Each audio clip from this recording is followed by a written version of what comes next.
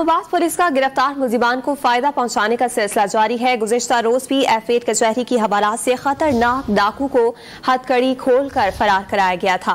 Police ने रिवायती कार्रवाई करते हुए 2 अहलकारों के खिलाफ मुकदमा दर्ज करके अफसरान को बचा लिया है। इस मामले पर मजीद तफसीलात हासिल करेंगे डॉन न्यूज के नुमाइंदे शकील कराड़ से। शकील, बताएगा इस सारी सूरत हाल पर आला हुकाम की जानिब से कोई नोटिस लिया गया?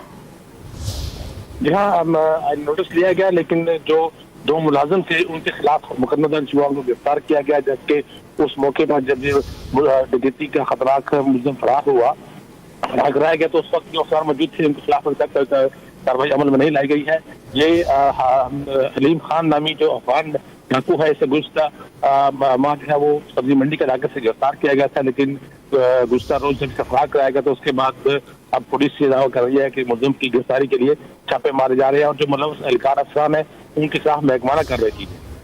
अफसरान के खिलाफ महकमाना कार्रवाई की जाएगी। बहुत शुक्रिया शकील, आपने अपडेट किया।